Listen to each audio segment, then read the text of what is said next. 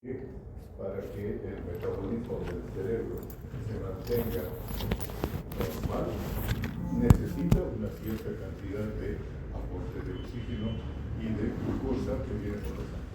Pero si esos aportes disminuyen, obviamente empieza a aportar menos, ya sea los carbohidratos, la glucosa, o menos oxígeno, y entonces va a empezar a haber un sufrimiento de las neuronas o de las células cerebrales.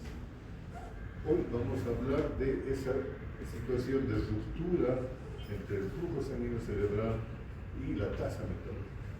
Por lo tanto, vamos a ver cuáles son los determinantes del flujo sanguíneo cerebral. Fíjense ustedes, la relación matemática la podemos escribir muy simplemente: flujo sanguíneo cerebral igual a presión arterial media menos presión intracraneana dividido entre la resistencia vascular cerebral. Sí, cada una de estas tres variables tiene sus propios condicionantes. Cuando combinamos la presión arterial media con la presión intracraneana, descontamos del valor de la presión arterial media la presión intracraneana, tenemos lo que se llama la presión de perfusión cerebral. Esta es en última instancia la que nos interesa. ¿Por qué? Porque esa presión determina cuánto oxígeno vamos a aportar a los tejidos cerebrales fundamentalmente y cuánta glucosa va a aportar la sangre por ese contexto. Vamos viendo una por una estas variables. Presión arterial media. La presión arterial media no es lo mismo que el promedio de la presión arterial. Nosotros tenemos dos presiones: la presión sistólica, la máxima a la que sube por el bombeo del corazón, y la presión diastólica, la mínima a la que baja la presión por la resistencia vascular periférica. Entonces, entre ese rango encontramos una diferencia que actualmente es de unos 20 o 40 milímetros de mercurio. Si sacamos el promedio, pues vamos a tener la presión sistólica más la presión diastólica dividido entre 2 y vamos a tener un valor promedio. Pero no es así como se calcula la presión arterial media. Fíjense que la forma de calcularla es un poquito más compleja. Presión arterial sistólica más el doble de la presión diastólica, y el resultado de esto dividido entre 3. Es un valor que está separado del valor del promedio de la presión arterial, es diferente. Pero, ¿por qué es importante este valor de presión arterial media y esta forma de calcular? Porque es la presión que llega al lecho vascular capilar. Entonces, cuando en vez de estar en las arterias, la sangre continúa fluyendo entre las arteriolas, a los precapilares y finalmente llega a los capilares, el valor de su presión, la presión arterial se hace constante, es el valor de la presión arterial media. Entonces, esa presión determina cuánto de oxígeno o cuánto de glucosa va a salir de los vasos sanguíneos para pasar a las células, en este caso a las células nerviosas, directa o indirectamente a través de la neuroglía. Por eso es importante este valor de presión arterial media, calculado de esta forma. Presión intracraneana. La presión intracraneana la podemos medir directamente. Introducimos un catéter a través de nuestra columna vertebral y en ese catéter podemos introducir un manómetro y medimos directamente la presión intracraneana. Ese procedimiento se lo realiza corrientemente en la clínica médica. No siempre es así. Allá haremos una función lumbar, listo, y ahí se mide la presión intracraneana. En condiciones médicas es un poquito más complejo, porque ese valor de presión intracraneana se la debe medir constantemente, no pinchando ni manteniendo un catéter que no se puede hacer dentro del canal raquídeo. Lo que se hace es hacer una perforación en el hueso, introducir un registrador que nos mida la variación de su presión y dejarlo ahí cerrado. Entonces conectarlo a una máquina que va a medir las variaciones de la presión intracraneal. Y así se puede mantener casi indefinidamente el registro de la presión intracraneana y sus variaciones. Estamos hablando de situaciones en las cuales pueden haber modificaciones de la presión intracraneana, ya sea por el aumento del volumen del cerebro. No se olviden que el cerebro está cerrado dentro de una cavidad ósea que es inextensible, no se puede estirar por ningún lado. Entonces, si aumenta el volumen del cerebro, obviamente va a tender a aumentar la presión intracraneal. También es dependiente de la cantidad y la presión del líquido que entorna al cerebro. Ese es el líquido cefalorraquídeo. Ese líquido cefalorraquídeo habitualmente tiene un valor de presión menor a 10 milímetros de mercurio, es lo normal. Pero si hay aumento de ese volumen, o hay aumento del volumen cerebral, o hay aumento del volumen sanguíneo, la presión intracraneana va a ir aumentando. Lo propio va a pasar si disminuye alguno de ellos. Si es que disminuye el volumen del líquido cefalorraquídeo, la presión intracraneana va a ir disminuyendo. El volumen cerebral es poco probable que vaya a disminuir, a no ser que el cerebro se vaya atrofiando, pero el líquido cefalorraquídeo se va a producir más para compensar esa disminución del volumen y la presión no cambiaría en ese caso. Otra variable entonces que podemos medir directamente sin mayor problema, al igual que la presión arterial media. Y el denominador de esta ecuación, la resistencia vascular cerebral. Ese sí es un problema de difícil solución. ¿Por qué? Porque no podemos medir la resistencia vascular directamente. Tenemos que comprender de qué se trata esto de resistencia vascular cerebral. Cuando está pasando un líquido a través de un sistema, de un tubo, imagínense un tubo como de cañería, por el cual está fluyendo agua a una cierta velocidad, ese flujo de sangre va a generar una presión dentro del tubo. Para que fluya el líquido a agua, tiene que haber una presión inicial que sea mayor a la presión final dentro del tubo. Si no hubiera esa diferencia de presiones, no habría flujo de agua. Eso es física básica. Para que fluya el agua, entonces tiene que haber una diferencia de presión que sea mayor al inicio que al final. Pero ¿qué pasa si nosotros reducimos el calibre del tubo? Si lo hacemos más delgado en la porción central. Tenemos un tubo de 2 pulgadas, entra un segmento de media pulgada y después se abre otro segmento de 2 pulgadas. ¿Qué pasará con la presión en esos 3 momentos? La presión que estaba al inicio, cuando teníamos el tubo de 2 pulgadas, va a ser mayor que la presión que va a estar cuando tenemos el tubo de media pulgada. ¿Por qué? Porque el volumen de agua que está circulando por esa área de sección transversal va a ser mayor al inicio que en el tubo de media pulgada. Por lo tanto, la presión al inicio va a ser mayor que la presión en el tubo delgado y va a haber un mayor flujo. Y ustedes lo pueden evidenciar muy fácilmente. Agarren una manguera, conéctenla a la red, déjenla fluir, abran la pila y dejen fluir el agua tranquilamente, pero ahora con toda maldad vayan cerrando ustedes el área de la manguera, haciéndola cada vez más pequeña. ¿Qué pasa con el flujo de agua? Pues aumenta, ¿no es cierto? Empieza a aumentar la presión con la que está saliendo el agua y en vez de alcanzar 20 o 30 centímetros de distancia entre la salida de la manguera y donde cae el agua, va a empezar a aumentar y puede alcanzar varios metros dependiendo de la magnitud de la presión. Eso mismo es la resistencia al flujo de agua dentro del cerebro. Y esa ley, es una ley de física, se aplica también a los vasos sanguíneos del cerebro.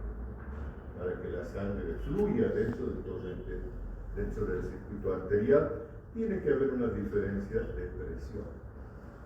Entonces, la presión va a ser mayor al inicio del vaso sanguíneo, en este caso de la arteria, que al final, para que fluya la sangre.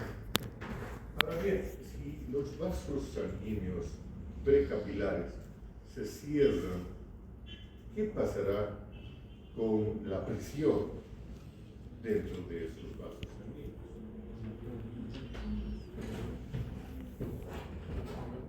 Fíjense ustedes que vamos a aumentar la resistencia vascular. Al cerrarse los vasos aumenta la resistencia, por lo tanto se va a modificar el flujo.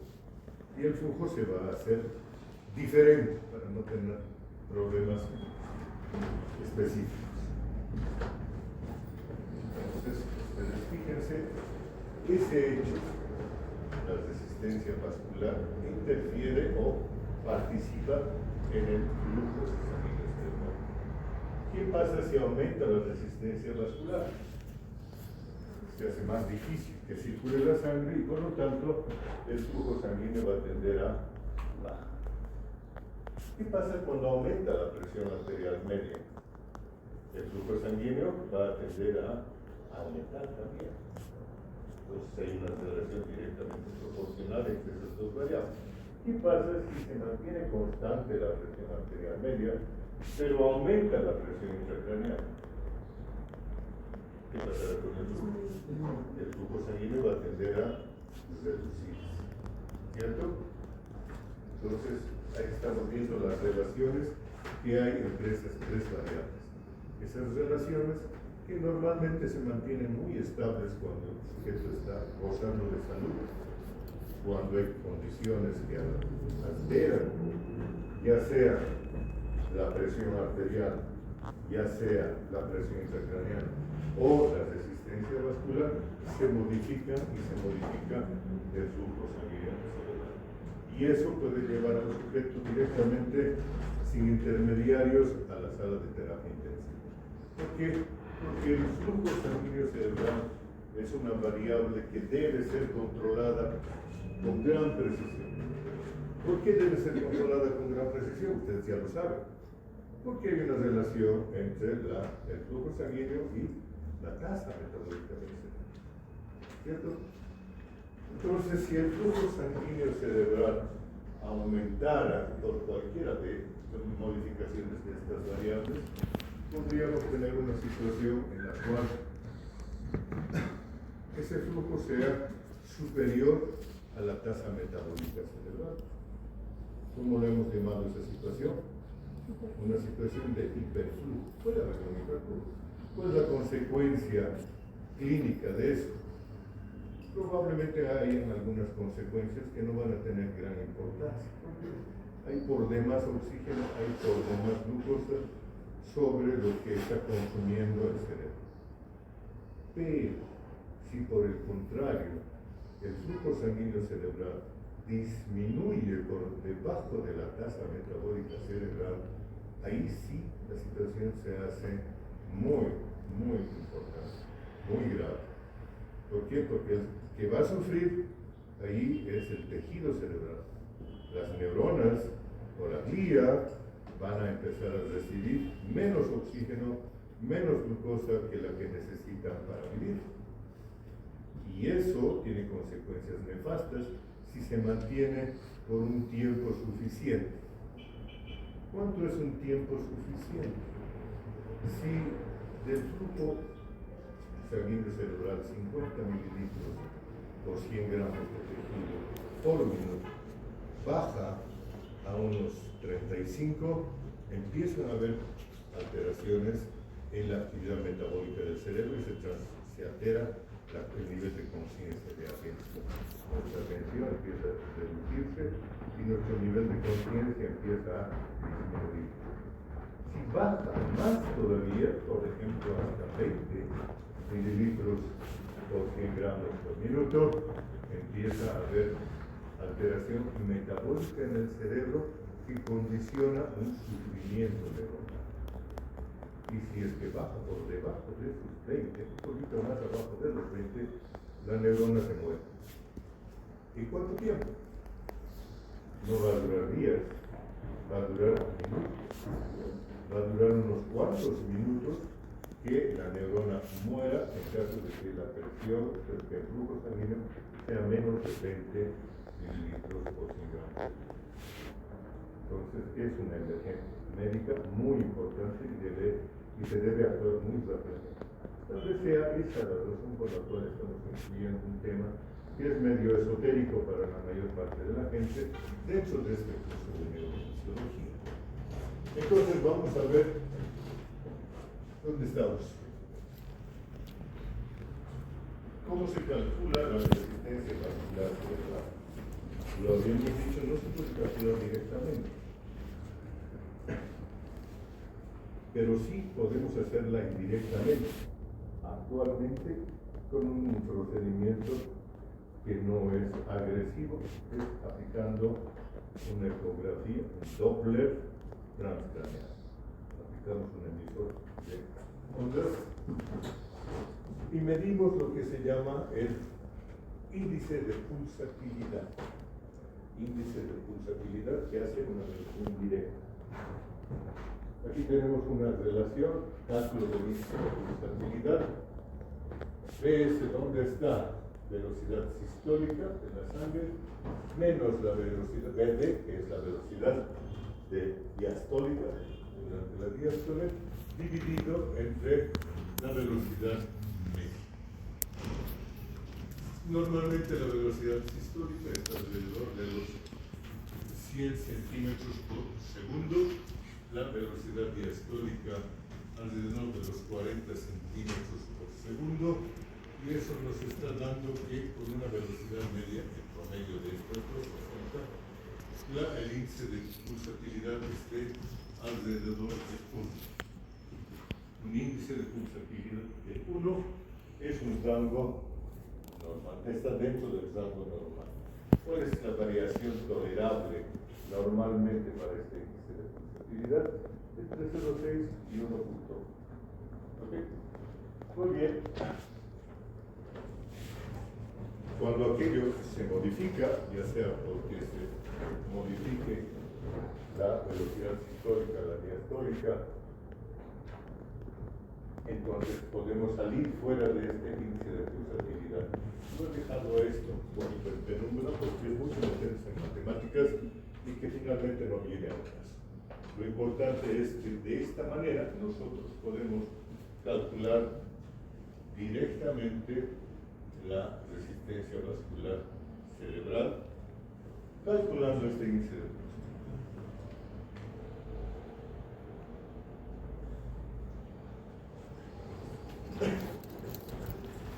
Entonces, si volvemos a la ecuación inicial, flujo sanguíneo cerebral igual a presión arterial media de menos 300 gramos. Presión arterial media.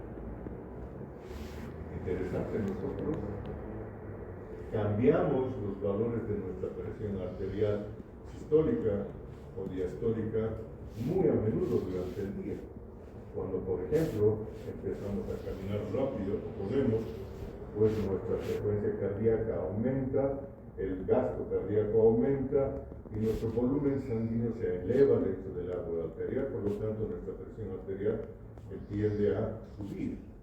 Cuando estamos en una situación de estrés, ocurre exactamente lo mismo, pero por vasoconstricción periférica. Aumenta nuestra presión arterial, a veces la sistólica, a veces la diastólica, o a veces las dos son más corrientes, es que cambien las dos. Pero entonces, ¿eso afectaría al flujo sanguíneo cerebral? La pregunta para ustedes es, si aumenta nuestra presión arterial media, por cualquier situación que cambie la frecuencia cardíaca o el volumen de eyección del corazón, ¿cambiará el flujo sanguíneo cerebral? Sí. Y la respuesta parece ser sí. Si aplicamos ciegamente la fórmula, evidentemente, si aumenta la presión arterial media, debería aumentar el flujo sanguíneo cerebral. Pero resulta que no es así. En la vida real, el flujo sanguíneo cerebral se va a mantener constante pese a los cambios de la presión arterial media dentro de un cierto rango. ¿Dónde está?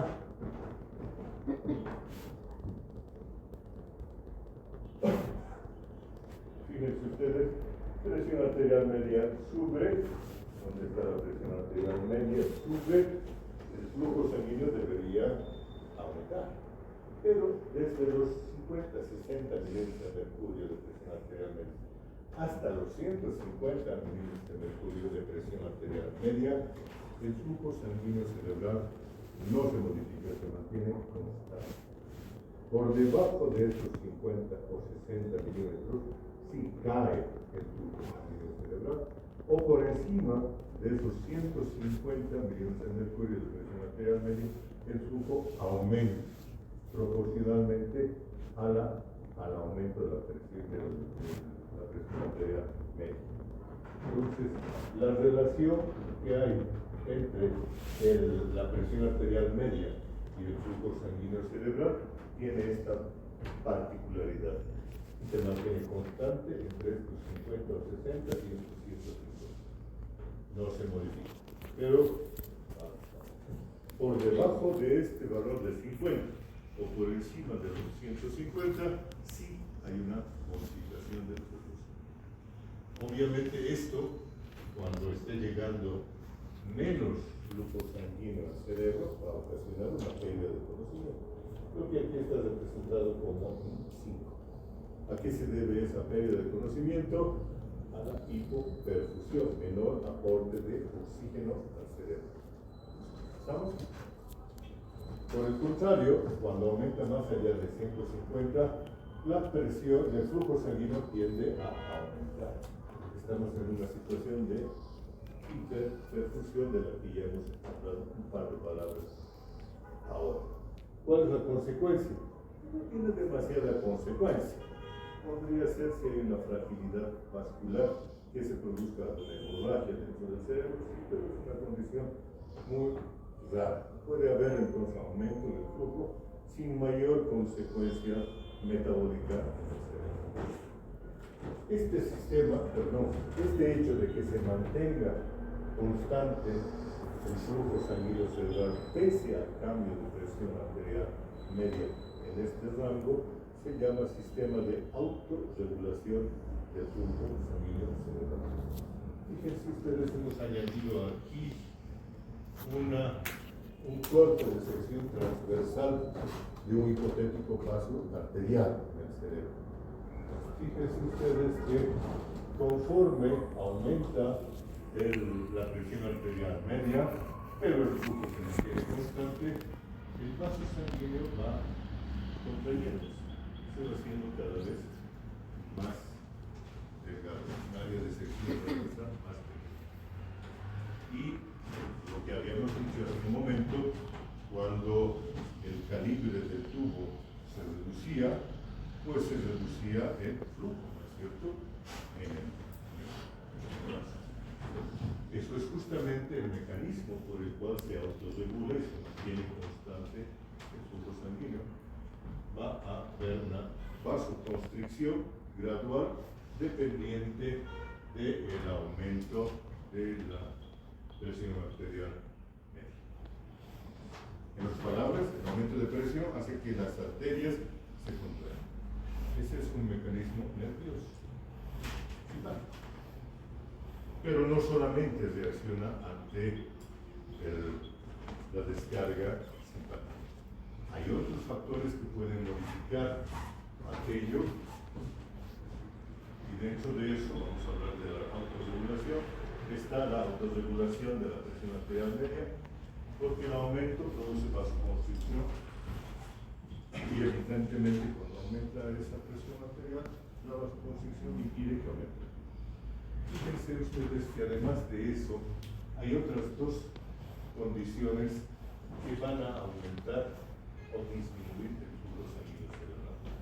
La presión de oxígeno, presión arterial de oxígeno, o la presión arterial de CO2, de anhídrido carbónico. Estas dos condiciones actúan también permanentemente.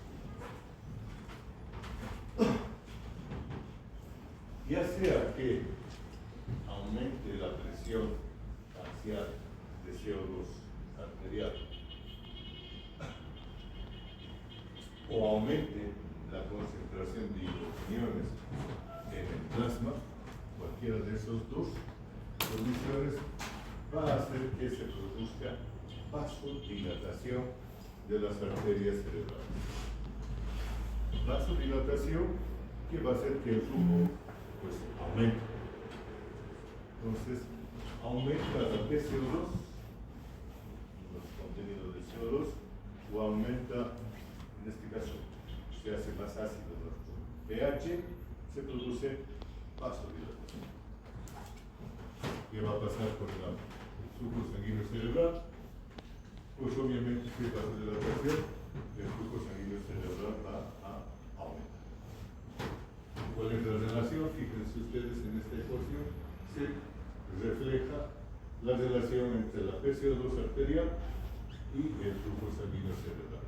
Normalmente 50 milímetros por cada 100 gramos. Aumenta la PCO2 de 45 a 67 y ha habido un aumento proporcional lineal hasta un determinado valor que ya está fuera de nuestras capacidades de compensación orgánica. Si baja, por el contrario, la PCO2 también baja proporcionalmente el flujo sanguíneo cerebral. Entonces, con la PCO2 y con los hidrogeniones del pH hay una relación lineal dentro de un cierto rango. Puede bajar hasta unos 23 milímetros de mercurio y por ahí subir hasta por unos 60 milímetros de mercurio, se va a mantener una relación lineal. Por fuera de esos dos rangos de la relación ya no funciona, ya no hay más rangos.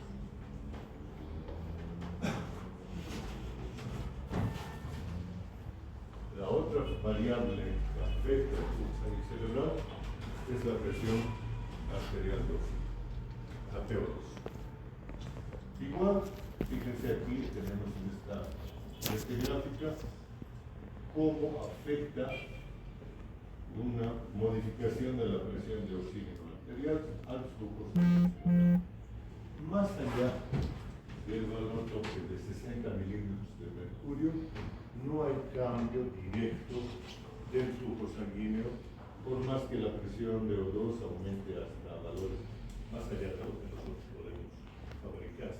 Nosotros tenemos unos 100 milímetros de mercurio cuando estamos completamente saturados a una presión arterial del nivel del mar.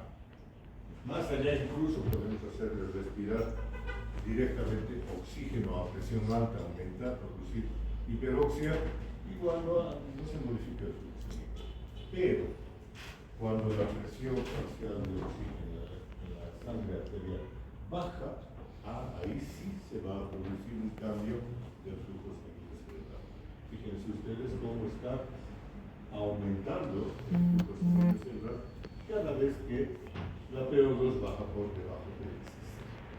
En otras palabras, la hipoxia baja la presión parcial de oxígeno, produce vasodilatación cerebral. Y al producir la vasodilatación, aumenta el flujo sanguíneo cerebral.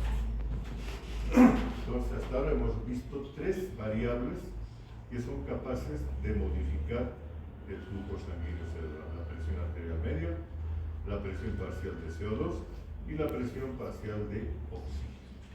Ahora vamos a ver cómo trabajan en conjunto esas tres variables. Aquí están superpuestas las tres variables en la misma gráfica y vamos a ver cómo las modificaciones se van a mantener habitualmente en un rango de 50 milímetros de mercurio cuenta, más o menos constantes, tanto el flujo debido al cambio de presión como el flujo debido a cambio de la presión arterial. ¿Cuál es la única variable capaz de modificar el flujo sanguíneo cerebral de estas tres? Dentro de este rango, la única que puede modificar es la presión parcial del CO2. Y eso es lo que ocurre cotidianamente. Si un sujeto empieza a tener más CO2 en su sangre, aumenta su flujo sanguíneo porque hay vasodilatación. Eso hace que sea importante mantener la TCO2 dentro de rangos normales cuando el sujeto está en una condición médica crónica. ¿Okay? Todo esto entonces es el efecto de la autorregulación del flujo sanguíneo cerebral. Doctor, Dime. ¿solo el CO2 puede afectar entonces el flujo cerebral? Normalmente dentro de este rango de 50-60 hasta 150 de presión arterial media se mantiene a la par con el PO2. ¿Y el oxígeno no importa si disminuye? No importa, bueno, si baja por debajo de este valor, evidentemente aumenta el flujo sanguíneo cerebral. Por más que la presión arterial media se mantenga constante, y estaríamos acá. Pero normalmente dentro de este rango, el único que modifica el flujo sanguíneo es el CO2, la presión parcial de CO2. ¿Estamos? Sí, muchísimo. Y lo más importante de esta charla, el bicho. Bueno, pues creo que con esto hemos terminado una rápida revisión de flujo sanguíneo y metabolismo cerebral. Creo que vamos a terminar aquí nuestras clases, ya se va haciendo algo de los signos, y nos recordamos bien que cada vez mejor. Así que ahora, ya saben. Muchas gracias.